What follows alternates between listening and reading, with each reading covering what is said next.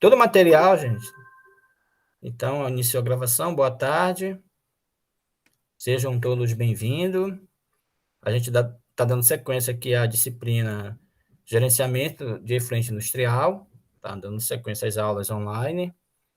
Conversando também que nós vamos ter momentos presenciais, que serão aulas práticas, com instrumento, né, voltado aí à questão dos efluentes e da água, tá? Que vai ajudar muito vocês aí na vida profissional, principalmente quem for atuar aí em estação de tratamento de efluente, de água, laboratório, né, essas coisas. Então, esses momentos são bem interessantes. E, se possível, fiquem até o final da aula, que eu vou tentar não fazer uma aula longa, né, para a gente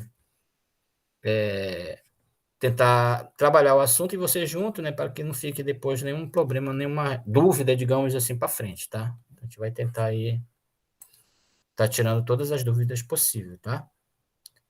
Qualquer coisa, perguntem, vocês podem ligar o microfone, tirar a dúvida ou colocar no chat, que eu coloquei uma forma aqui que a gente consegue visualizar o chat. Vocês estão visualizando aí o slide?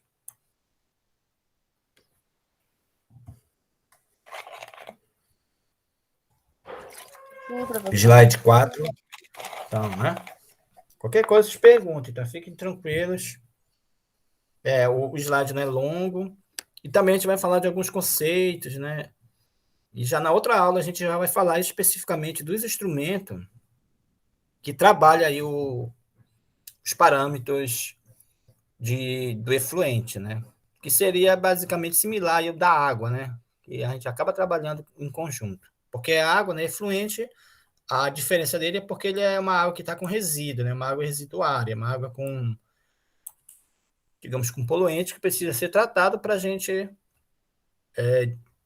liberar aí para o corpo receptor, tá? Então, basicamente, aqui a gente vai trabalhar assim, alguns conceitos mais voltados, digamos, para a característica dos efluentes. A gente já viu, né, algumas características, alguns conceitos. Agora a gente vai, digamos, reforçar um pouquinho para não gerar, digamos assim, muita dúvida, né, para que a gente tenha um esclarecimento melhor, tá? Eu estou preparando uma apostila aí, gente, eu espero que para a semana já esteja pronta. Que aqui eu estou só fazendo um resumo, né?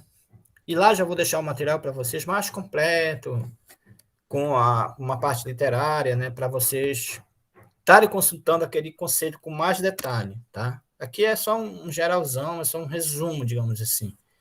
Espero que na próxima semana esse material já esteja pronto para vocês, tá? Eu tô fazendo um caderno, eu tô juntando vários materiais, né? Para tentar ter o material de consulta, né? Que eu acho importante.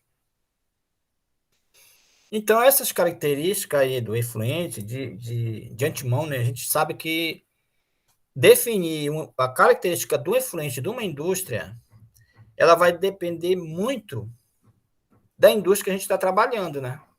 Se a gente pensar em indústria que produz efluente, né, águas residuárias, são muitas, né? Vamos pensar agora de forma geral assim em algumas. Por exemplo, o efluente do matadouro. A gente já pode pensar que tem muito sangue, né? Muitas fezes. E esse material basicamente é matéria orgânica, né? Que, que sai lá da indústria. Então eu já posso considerar um efluente de matadouro, por exemplo, matéria orgânica. Mas também tem efluente de cerveja, por exemplo, de cervejaria, né? Que provavelmente também a maior parte é matéria orgânica também, né? Porque tem a cevada, né? Que é a principal matéria-prima, ela é matéria orgânica. Agora, se eu pensar no efluente de uma indústria de tinta, por exemplo, numa indústria de curtume, então já vai ser outro tipo de resíduo que vai ter essa indústria. Ou pensar na indústria de açaí, né? Matéria orgânica também, né? Então, são N tipos de indústria, né? Se a gente começar a pensar em indústria, é muito. Então, cada uma tem uma influente, tem uma característica diferente. Tá? Então, esse já vai ser um entrave que a gente vai ter na área do conhecimento. Eu só vou entender efetivamente o meu resíduo da minha indústria se eu estiver atuando lá. Digamos, se eu for um consultor, eu vou ter que fazer lá a licença lá do efluente, do açaí, do matadouro, da farmácia, do não sei da onde. Aí eu tenho que buscar esses conhecimentos, né? Tenho que saber qual é o tipo de resíduo que está sendo eliminado lá daquela indústria, tá? Então, é esse primeiro contato aqui, ó.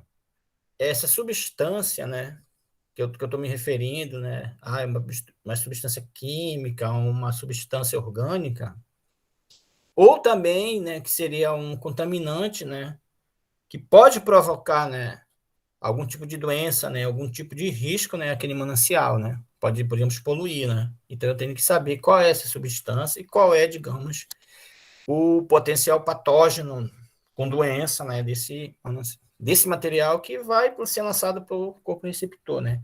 Obviamente aí vai trazer um tipo de problema, né? Então, isso que a gente tem que entender quais são as substâncias, por exemplo, desse material. Então, de forma geral, né, a gente sabe que os efluentes, essa água residuária, essa água com problema, ela pode vir de, digamos, de duas fontes gerais principais, que seria essa fonte doméstica, né? Em casa, a gente também está produzindo efluentes, está produzindo fezes, urina, está lavando as coisas na pia, né? Então, isso está gerando uma água misturada com resíduo, né? Então, ela está indo para algum lugar. Ou a própria indústria, como eu falei, que são uma diversidade, né? Então, talvez a gente tenha esse pequeno entrave de conhecer esse material. E também nós ainda temos ainda a água da chuva, né?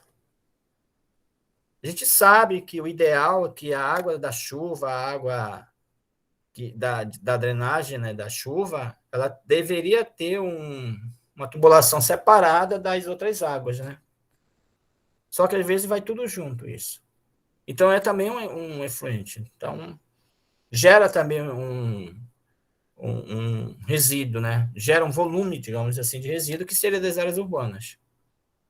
E também da área rural, né?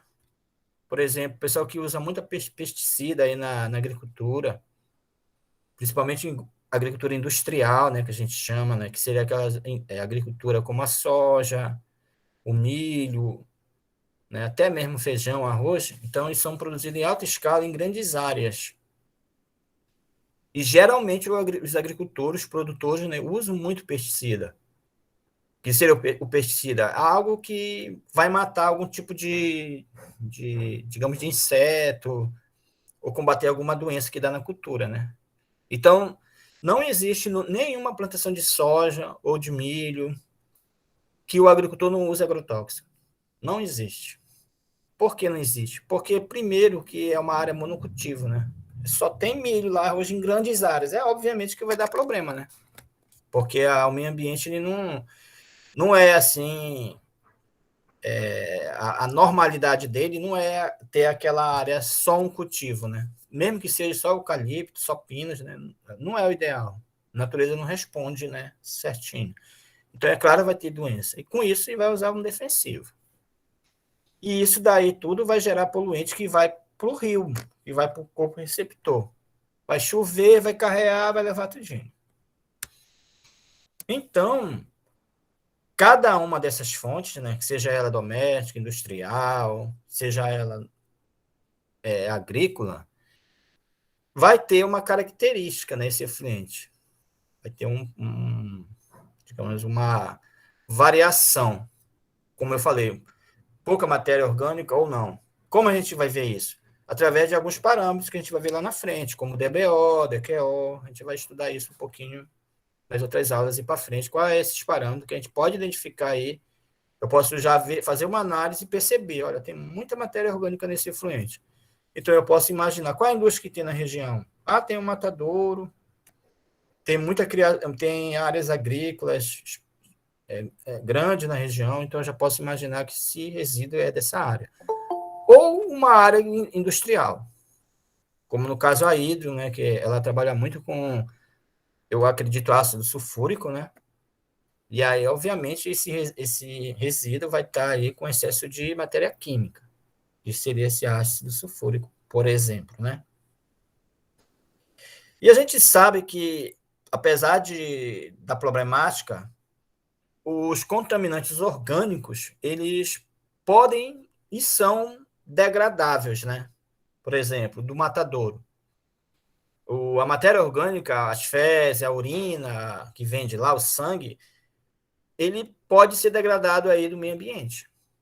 O problema é se esse corpo receptor ele não tiver uma vazão forte e não tiver uma área grande para ele escoar, para ele se autodepurar, por exemplo.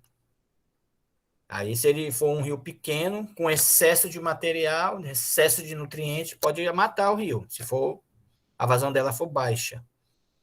Porque aí esse material rico, né, material orgânico rico em nutrientes, vai dar comida para as algas, e as algas vão crescer, vão consumir todo o oxigênio da água lá, né? Com isso mata o rio. Mas se ele for amplo, tem essa vantagem dele se biodegradar. Já se for metal pesado, já não tem essa capacidade. Por exemplo, o que acontece lá na hidro, né? Eles não liberam aquele efluente, né? Aquela água, né, com efluente para o rio, deixa represado lá, né? E quando vaza, né, para o rio, gera uma série de consequências, né, que a gente já ouviu falar e que a gente vai mostrar uns vídeos para vocês aí se lembrarem. E as bactérias também, elas têm uma duração dependendo do tipo da bactéria. Só que o risco de doença é muito alto. Por exemplo, um rio poluído com uma bactéria, né?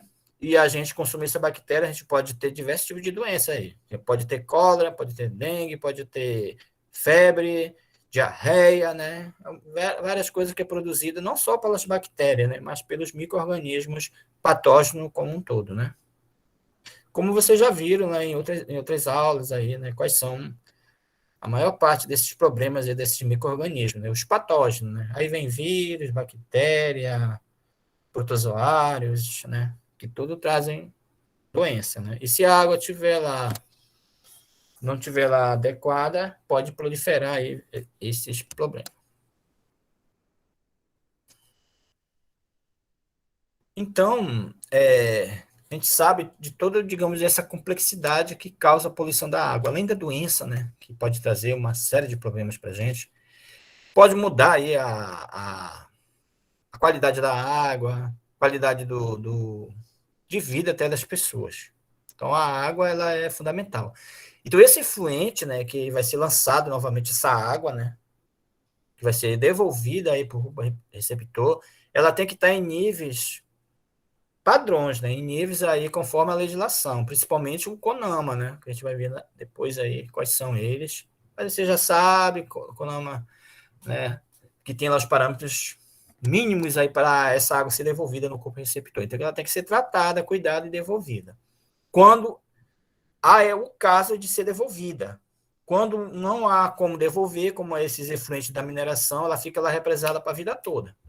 Agora, a Hidro está criando tecnologia, né, que já está transformando já esse resíduo em um sólido, está filtrando, né, e aí transformando um sólido e aí já reduzindo essa problemática de deixar a água represada aí pela vida toda, como acontece nessas barragens aí, né. Por isso que acontece muito acidente. Então, tratar esses efluentes, ela é muito difícil até, e caro, porque há uma complexidade no tipo de efluente, né? E em regiões como São Paulo, Rio de Janeiro, existem empresas que coletam efluente para fazer o tratamento. Então, a empresa ela gasta um valor bem alto aí para ela tratar seu efluente, porque ela não pode lançar no corpo receptor de qualquer forma. Ela tem que ser tratada para poder ser liberada aí para o meio ambiente.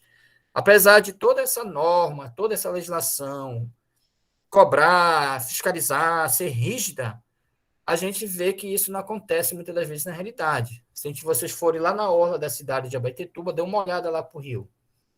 E vejo lá o descaso e a quantidade de resíduos que tem lá. Sejam resíduos sólidos e a água está diferente, deve estar preta, deve estar de outra forma, que não é uma forma adequada, né, de uma qualidade de água. Então, isso está quase na beirada de quase todas as cidades do Brasil.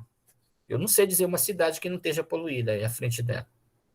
Só sei, por exemplo, que uma cidade aí bem conhecida, ponto turístico do Brasil, que é a Baía de Guanabara, do Rio de Janeiro. Totalmente poluída, a água totalmente um problema. Imagine uma cidade rica, né? Pessoas ricas, empresas, não tratam o seu efluente, né?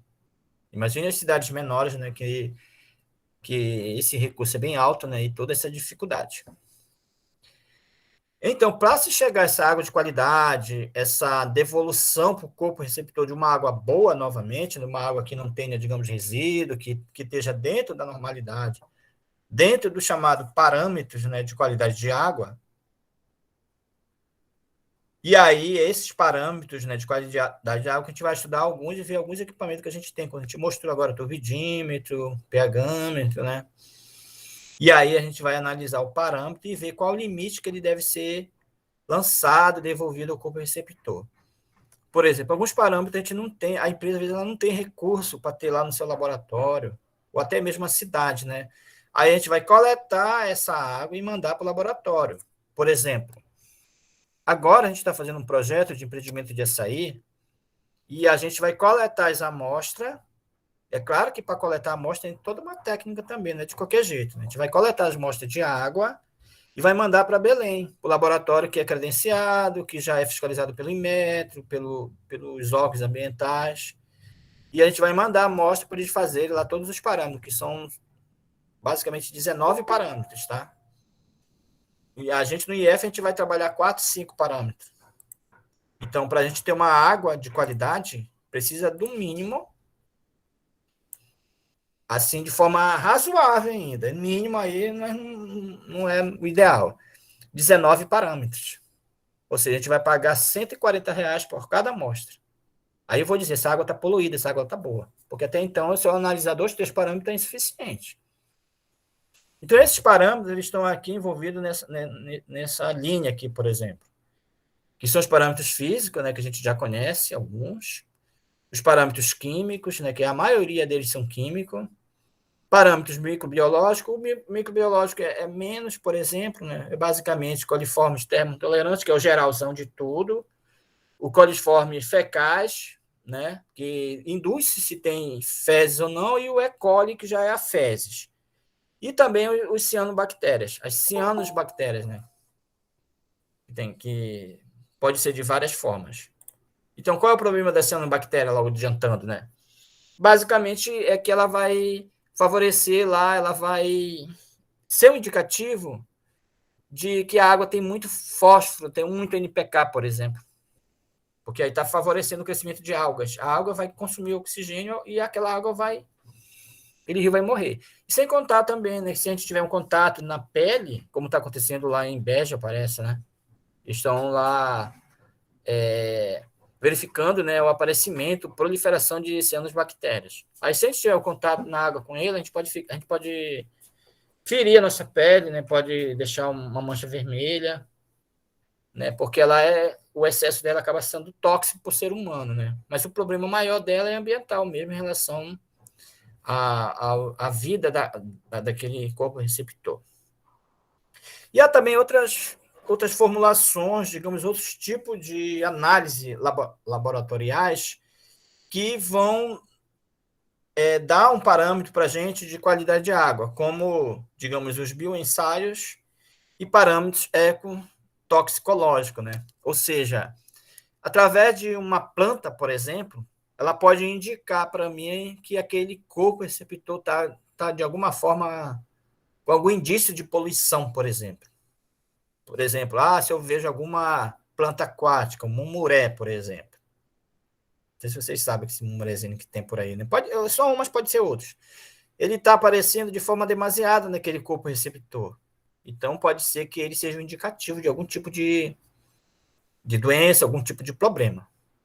Tá? Então, tem bastante estudo já nessa linha aí de produtos, de indicadores, né, ambientais que dão também alguma sinalização de problema. Ok?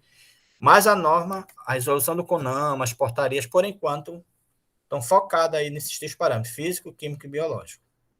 Há outros estudos aí, inovadores aí, que vão ajudar aí essa resolução. No entanto, ela não está nessas normas que a gente estuda, tá? São normas que definem aí parâmetros de qualidade. Então, essas normas que a gente vai estudar um pouquinho, tá? A gente vai ver algumas aí, tá bom? E aqui um documentário, né, que fala um pouquinho da poluição do ar e do solo de forma geral, né? Talvez seja até assistido esse vídeo. Te deixo como sugestão aí para vocês darem uma olhadinha. Aí nós temos aqui bastante material da nossa região, né? Inclusive aqui de Barcarena, né? Pelo problema da ida, olha, vocês estão vendo um pedacinho da foto aí, talvez, né? Aí vocês veem que o resíduo, a água residuária, a água poluente, ó, ela está represada aqui, ó. Ela está até vermelha, né? Porque aqui é resto de bauxita. Então ela não é liberada por rio, né? Ela tem que ficar presa aqui. Agora imagine a quantidade de chuva que cai, né? Vai só aumentando esse volume. E ela está tudo com lona aqui, ó, com PVC, ó, para ela não filtrar para o subsolo. Hoje a Hidra já está com uma tecnologia nova aí, ó. Ela já está pegando esse resíduo que está aparecendo aqui na pontinha, né? Tipo um pedaço, um pouco de lama, né? Transformando essa lama aqui em sódio, aí ela vai, deposita aí em um aterro, não sei o que. Ela tem um projeto que ela dá uma direção aí nesse resíduo.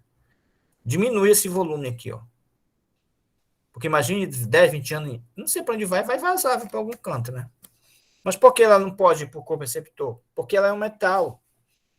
Né? Metal pesado, aí deve ter chumbo, cádmio aí no meio. E aí nunca a água vai se autodepurar e destruir isso. Ela vai só acumular. Se ela for para o corpo receptor, o peixe vai comer e a gente vai comer o peixe e a gente pode se contaminar. É o que acontece lá em Itaituba, né, com o resíduo de garimpo.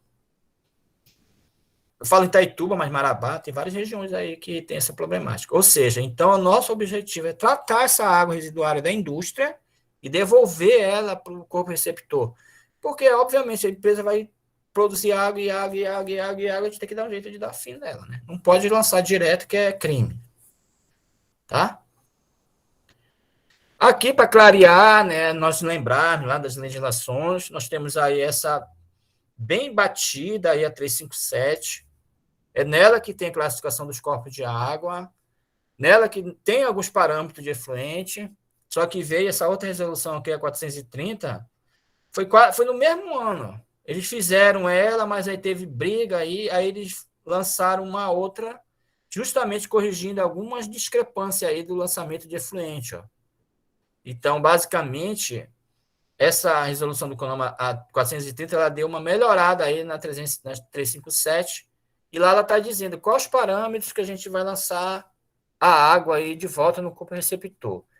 Aí vocês devem pensar, mas quais parâmetros? Né? Esse que a gente vai estudar aí, que são parâmetros físicos, por exemplo, turbidez, né? Que eu acabei de mostrar o aparelhinho aqui, né?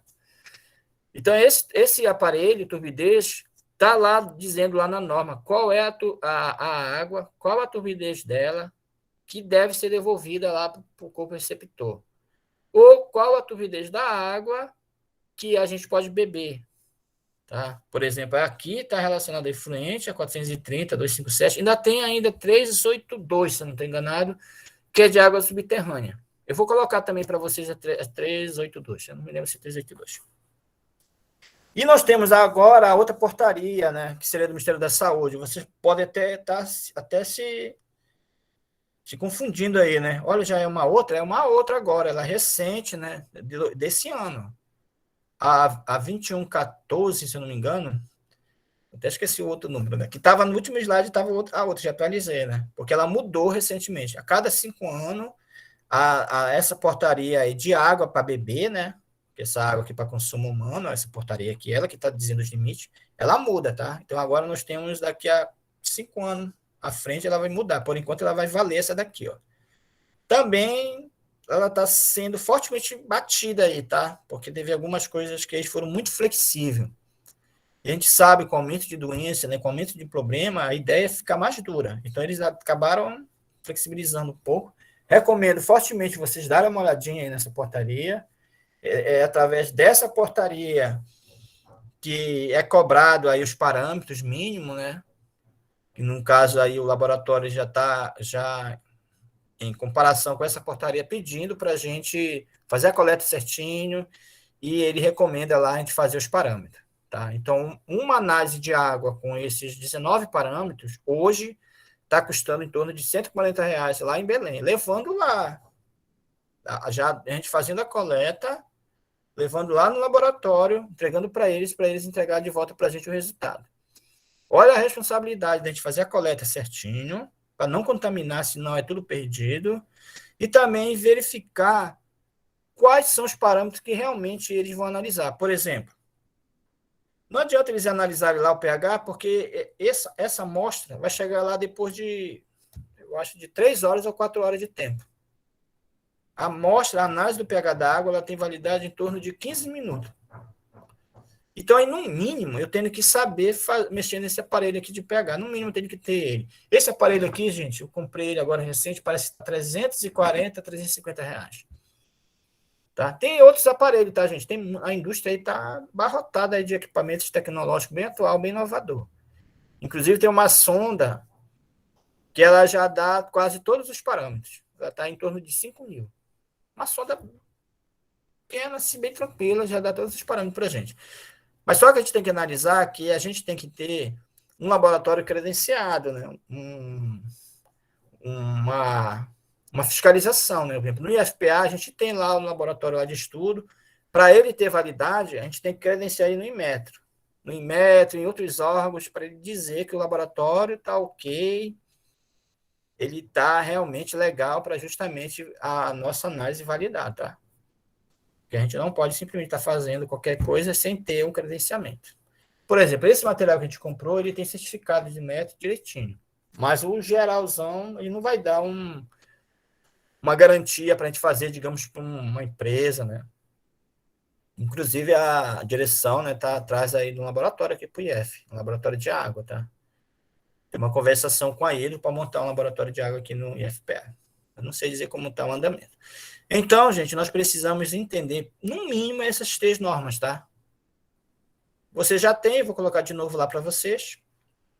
Né? E aí, por exemplo, quando a gente for fazer análise da turbidez da água, do pH, dá uma olhadinha lá, ver quais os parâmetros máximos. Cloro também a gente tem aqui o equipamentozinho. E aí vocês vão fazendo comparativo lá com a norma. A gente verificou, deu tanto. Vamos lá na norma. Foi acima, foi abaixo. E aí a gente já tem uma resposta. Aqui faz parte da norma 357, que ela classifica a água, né? Que classificação é essa? Então, a água, você sabe, ela tem, posso dizer, 3 classificações, que seria a água doce, a água salobra e a água salina. Dentro de cada classe dessa, tem, digamos, as subclasses. Pode dizer assim, que é subclasse. Porque, na verdade, na classe de água doce, eu tenho a classe especial, classe 1, 2, 3 e 4. Na água salobra, eu tenho classe especial 1, 2 e 3. Na água salgada, eu tenho classe especial 1, 2 e 3. Ou seja, eu tenho 13 classes de água. Né? Que aí, cada classe dessa vai dando, digamos, uma exigência de qualidade. Né? Ou seja, aquela água que a gente pode beber, por exemplo, aquele manancial que não pode ser lançado efluente. Então, a norma está tudo bonitinha, tudo amarrada. Infelizmente, na prática não acontece. Mas tem a norma, desde aí 2005, já orientando, já determinando o formato que deve ser feito. E vocês percebem aqui que a água doce é o que tem mais classe, né? Que tem 5, né? As outras 2 têm 4. Então, o mais próximo, por exemplo, da classe especial, essa água vai estar, digamos, mais natural, mais adequada para a gente beber, para dar para animal, para usar para irrigação. Quanto mais longe ela ficar, digamos, até a classe 4, né, ela vai estar mais, digamos, artificial, podemos dizer assim, mais longe do natural, ou menos exigente. Então, aqui em cima está mais exigente do que na classe 4. Bora pensar, então. Classe especial, água doce é a água que eu vou beber. Eu posso pegar essa água lá com balde, pegar essa água, fazer minha comida e beber ela, porque ela está dentro de uma água quase natural. Ela não é uma água poluída, entre aspas, podemos dizer assim. E a água da classe 4, digamos assim, ela é menos exigente, né? Ela está mais longe do natural. Seria aquela água, por exemplo, a água do mar, por exemplo, a água salgada, uma água que não está adequada para a gente beber, ou uma água que só serve para a gente navegar, né? Então ela não é uma água adequada para beber. Se a gente for beber água da classe 4, ela tem que passar por um tratamento, a gente fala de convencional. Aqui na classe especial, quase nem tem tratamento. Na classe 1, a gente pode dizer que a gente faz um tratamento simplificado. O que é tratamento simplificado? É quando eu coloco lá o cloro. No outro, não. No classe 2, 3, aí eu tenho que ter um tratamento convencional, eu preciso lá de floculante, de coagulante, de um outro tratamento mais aprofundado para mim poder beber essa água, para deixar essa água de qualidade.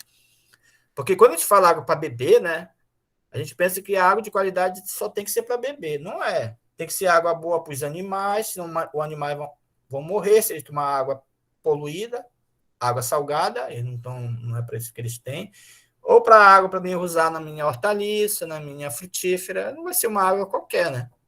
Tem que ser uma água também de qualidade. Então não é só a água de qualidade, não é só para beber, tem outros usos. Então eu peguei essa classificação no artigo 4 da 357, mas recomendo que vocês olhem, né, as outras classificações, porque cada classe dessa tem uma exigência. Tá? Então, inclusive, dentro das classes, ele está amarrando qual os limites da água que tem que ter lá para ser lançado para cada classe. Classe especial é proibido lançar efluente. A partir da classe 1, 2, 3 e 4, de todas as águas, seja salgada ou salobra, também não pode ser lançado água na classe especial, tá? Porque, como eu já disse, é especial. Então, aqui trazendo aqui essa informação já, né, que está lá no artigo 11 da resolução de 430 de 2011, olha a outra resolução, né, e está amarrando aí, ó, nas classes especial, ó, aí, ó, classe especial, até coloquei de vermelho. É proibido, ó, é vedado o lançamento de efluente ou deposição, né, disposição de resíduos domésticos, ó. Olha essa mentira, né, ninguém faz isso, mas tá aí, né. O resíduo agropecuário, da agricultura, indústria, enfim, não pode ser lançado. Ele não está dizendo se é a classe de água doce, se é de água salobra ou se é de água salgada. Ele está dizendo classe especial. Está proibido. Ó. Mas quem define, professor, essas classes é o comitê de bacia da região. Por exemplo, eu não sei dizer para vocês se o Jarumã é classe especial. Pode ser que seja classe 1. A partir do momento que o comitê de bacia diz essa classe especial, então o primeiro problema que vai dar é que a gente não pode lançar efluente, seja de qualquer natureza lá. Ó. E aí um detalhe, gente, a maioria das regiões não tem comitê de bacia. Porque o poder de decisão é muito cruel, né? Então, se eles definirem o que o Jarumã, de repente, fosse especial, o matador ia fechar na hora, né? Porque para onde vai lançar o resíduo? Né? Então, tem toda essa problemática, a lei cria as coisas e fica meio complicado. Aí, vamos ver o que ele diz no artigo 12 também, da 430, né? O lançamento de efluentes em corpos de águas, com exceção daquelas enquadradas na classe especial, estou tirando a classe especial, não poderá ceder às condições e padrões de qualidade da água. Onde estão esses padrões? É na própria norma, na resolução 357, na 430. Então, não pode ser, por exemplo, lá na classificação aí da resolução 430, aí na 357, está dizendo que a turbidez da água, lá da classe, digamos, classe 1, da água doce, a turbidez tem que ser 40. 40 unidades nefolométricas. Essa que é a unidade de turbidez. Então, eu não posso lançar uma água lá com a turbidez lá da minha empresa 60, 70. Está fora da norma. Então, eu tenho que fazer o quê? Eu tenho que verificar esse padrão para poder liberar ele para o sistema. Quem vai fazer isso? Vai ser o operador lá da estação, vai ser o profissional que está lá nessa responsabilidade. E vai assinar lá o RT dele, né? Não, a água pode ser liberada, pode liberar as comportas aí. Pode lançar uma água para o rio aí, está dentro da norma todinha. É claro que eu só falei uma, né? São várias lá. Tem muitas, né? Mas a minha empresa não tem condições, ela vai ter que pagar o laboratório lá, vai coletar e mandar para lá, digamos, a cada 6 meses, porque lá na norma está dizendo, né? A cada 6 meses fazer parâmetro disso, fazer parâmetro daquele outro. E a gente tem que estar acompanhando, o técnico tem que estar sabendo, tá? Por exemplo, aqui tem bastante empresa de açaí. Eu estava vendo aí no jornal, tem um município aí que a Secretaria de Meio Ambiente está botando quente nas fábricas de açaí para ter seu estudo, lá sua licença e a destinação correta do resíduo. Então, aqui só para reforçar, né, porque a norma também ela flexibiliza em termos de uso da água, né, então, de forma geral, a prioridade para a água, digamos que nós temos um manancial lá e naquela região, naquela cidade, só tem um rio, vamos imaginar. Só tem um rio lá naquela cidade. Então, obviamente, aquele rio vai servir para a gente beber água, né? Onde eu vou tirar água? Eu vou tirar água do rio. Então, o uso prioritário é para a água. E se eu tiver animais lá, tiver gado, a secretaria pode proibir, não vai criar gado aqui, não. Essa água não pode ser para animais. A prioridade é abastecimento humano. Aí depois é para os animais beberem, ó. Que está lá na norma, lá naquelas classes que eu falei, não está, digamos assim, de forma escancarada essa informação, né? Está lá dentro da norma. Água prioritária é para água classe especial, prioritária para abastecimento humano. Classe 1, para os animais, e assim vai. E aí depois vai na sequência. Primeiro, a água prioridade para a gente beber. Em caso de escassez, de problema de água, de falta, vai ser só para beber, que está dizendo lá. Depois, para tirar a sede dos animais, que a gente fala de dessedentação. Eu nunca acerto falar esse nome, dessedentação dos animais. Depois, para proteger as comunidades, né?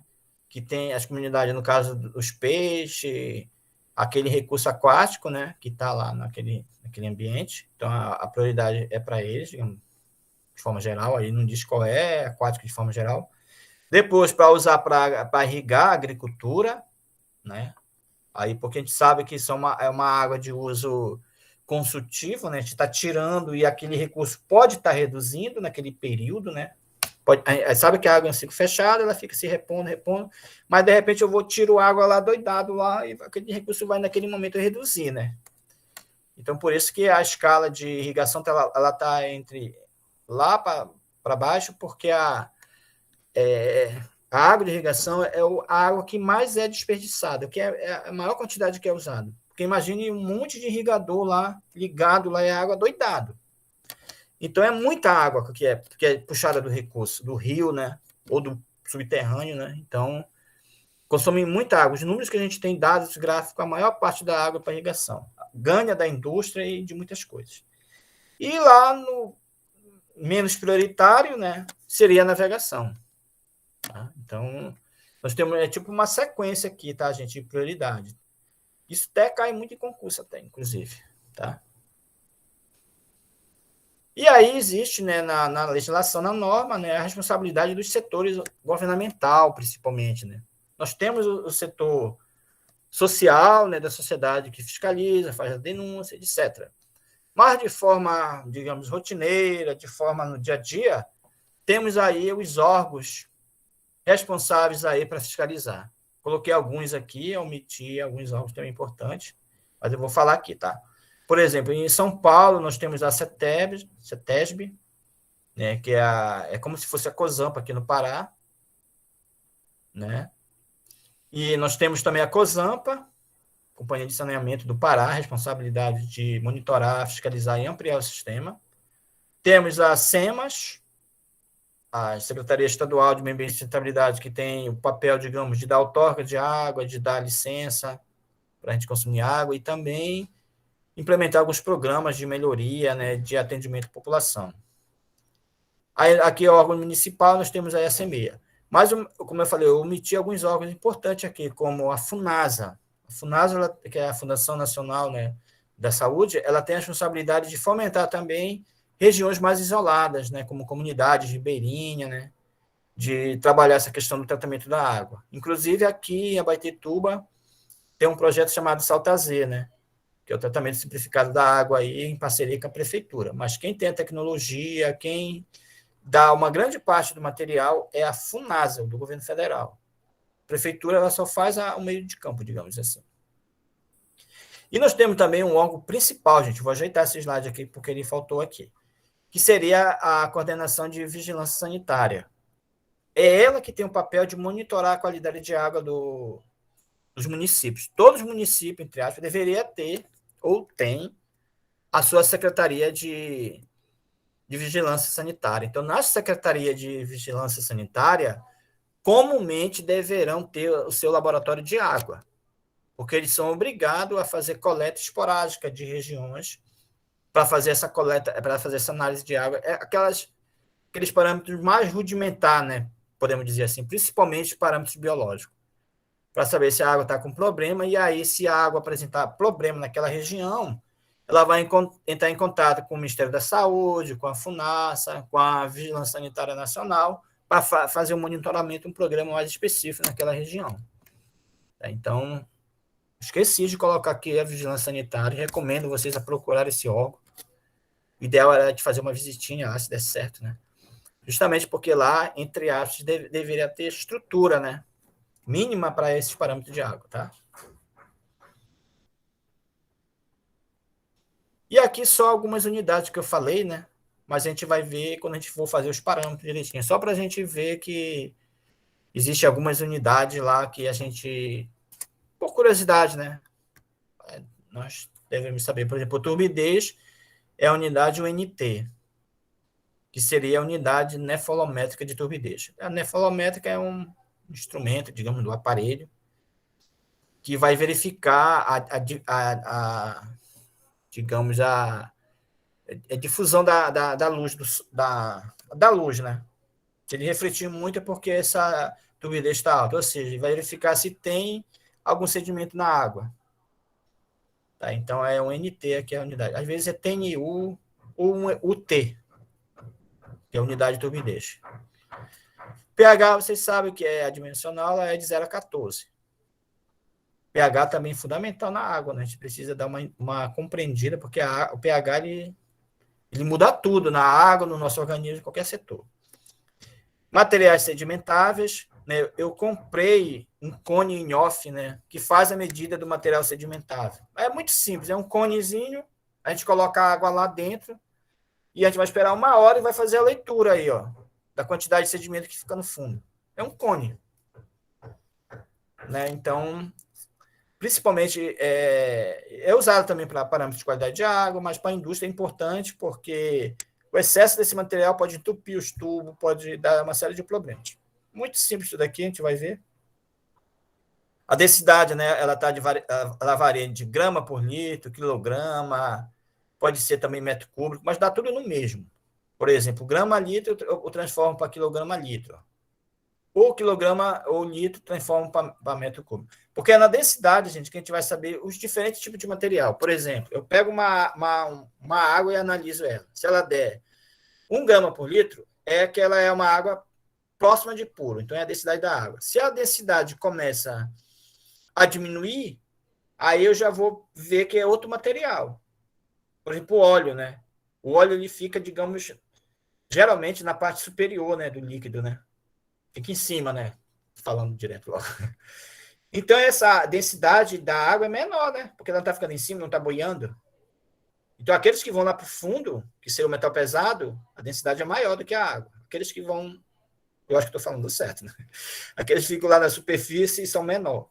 Então, eu posso definir diferentes tipos de material através da densidade. Densidade, ela...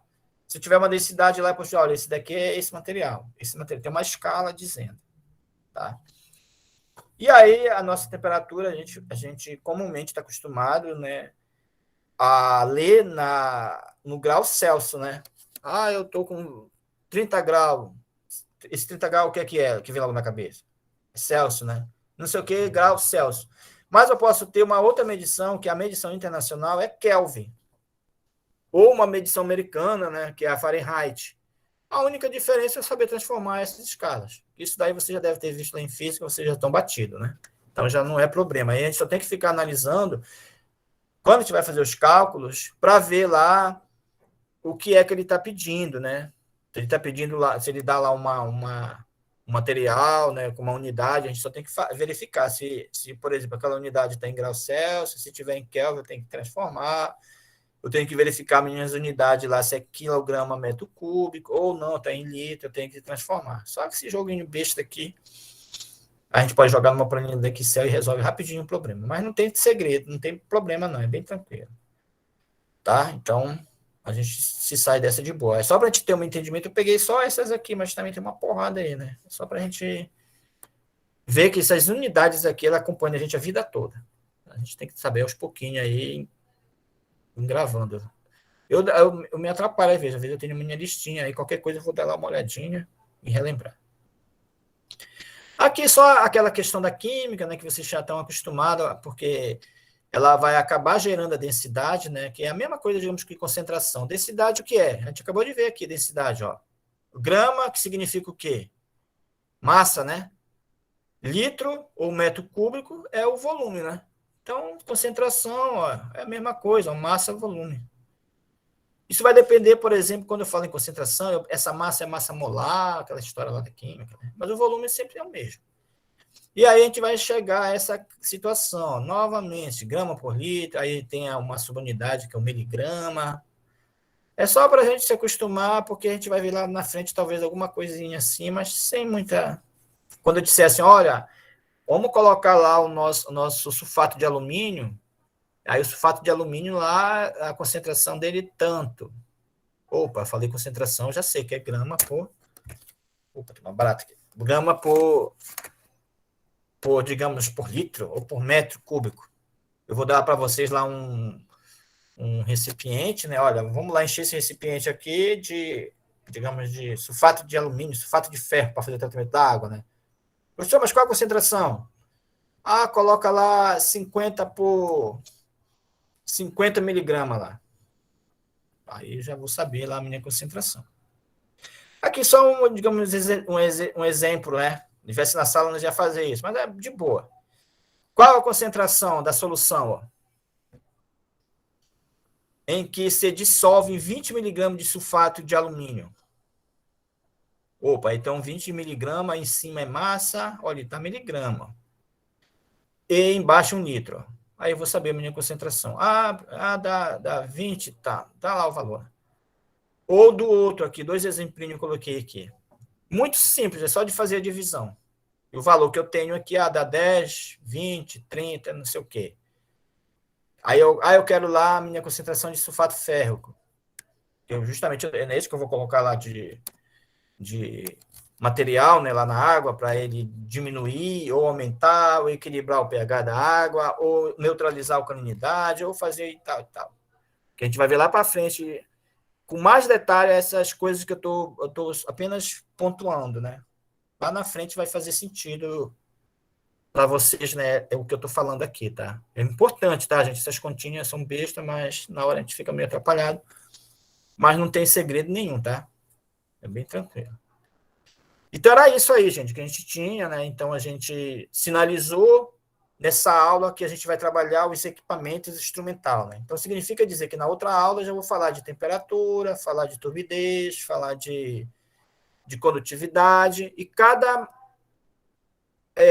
parâmetro desse, a gente tem um equipamentozinho, um materialzinho que dá para a gente fazer essas análises. Aí, a partir disso, eu vou consultar a minha resolução, a minha legislação e ver se está acima ou se está adequado para esse efluente ser lançado aí no corpo receptor, tá? Então, eu recomendo dar uma olhadinha aí nessa resolução. Não dá para gravar tudo que está lá, não. É só para dar uma olhada e saber onde estão lá os parâmetros. Para a gente ter tipo aquele costume, aquele vício. Opa, deixa eu dar uma olhadinha lá qual é o parâmetro. O dado do turbidez eu já gravei, que é 40. Claro, depende lá da qualidade da água. Dentro da classe é doce, salobra, ou se é salina, né? Salobra, ou se é salina salgada, né? Então, vai variar de cada parâmetro desse, tá? Então, pegue lá na internet, eu vou colocar para vocês também, para vocês darem uma olhadinha aí, tá? Para a gente tá aí aproveitando esse conhecimento aí para a vida da gente. Alguma dúvida, gente? Alguma pergunta? Não, professor. Professor, tem como o senhor tornar enviar o coisa da frequência lá? Porque não Tá, vou aparece aqui enviar. pra mim. Tá, legal, vou já enviar para vocês. Não esqueçam de assinar essa frequência, tá?